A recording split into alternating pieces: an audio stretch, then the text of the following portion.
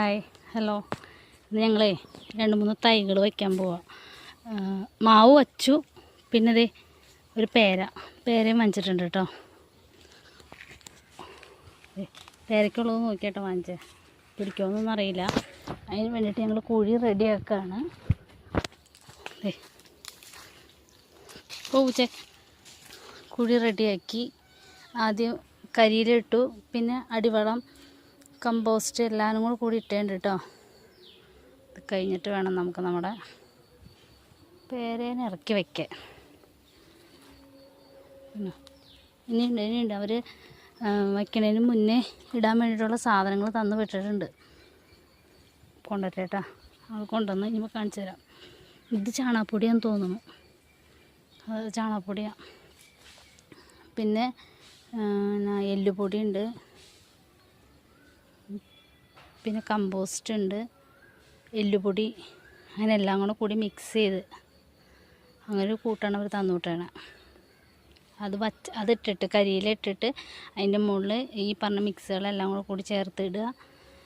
എന്നിട്ട് ഒരിച്ചിരി ചുമന്ന മണ്ണിടുക. ഇതിപ്പോൾ കിണർ കുത്തിയ മണ്ണാണ്. അപ്പോൾ അവൾ ചോദിക്കായിരുന്നു, ഇവിടെ കിണർ കുത്തിയ മണ്ണിൻ്റെ ഇവിടെ നച്ചാൽ കുഴപ്പമുണ്ടോ അത്. പക്ഷെ ഞങ്ങൾ രണ്ടും കൽപ്പിച്ച് വെച്ചു, സാരില്ല, എനിക്കറിയില്ല. അപ്പോൾ കുമ്മായം ഇടണം എന്ന് പറയുന്നുണ്ട്. കുമ്മായം ചോദിച്ചു നോക്ക്, കുമ്മായം കൂടെ ഇട്ടിട്ട് വേണം വയ്ക്കാൻ. മറ്റ് മാവിൻ്റെ ഞാൻ കാണിച്ചു തരാം കേട്ടോ. മാവ് വെച്ചാൽ കാണിച്ചു തരാം. ഒക്കെ പറമ്പിൽ വെച്ചാൽ അവർ വേണമെങ്കിൽ ഡ്രമ്മിൽ വെച്ചോളാൻ പറഞ്ഞു. ഡ്രമ്മിൽ വെച്ച് കഴിയുമ്പോഴേ വേഗം കായ്ക്കും. പക്ഷേ ഇതൊക്കെ ചെടികളാണ് കേട്ടോ. ഉണ്ടോ, മാവും തൈ വെച്ചാണ്. മാവും തൈ ഇതുപോലെ തന്നെയാണ് വെച്ചത്, കണ്ടോ. ഇതാണ് മൂവാണ്ട മാങ്ങ. അത് സെറ്റായി നമുക്ക് വയ്ക്കാനുള്ളത്. ഇതൊക്കെയാണ് ഞങ്ങൾ വാങ്ങിച്ചിട്ടത്. ചകിരിച്ചോറ്, പിന്നെ ഇത്, പിന്നെ ഇട്ടത് നാച്ചുറൽ പ്ലാന്റ് ഫുഡ്. ഇത് ഓർഗാനിക് ഫെർട്ടിലൈസർ.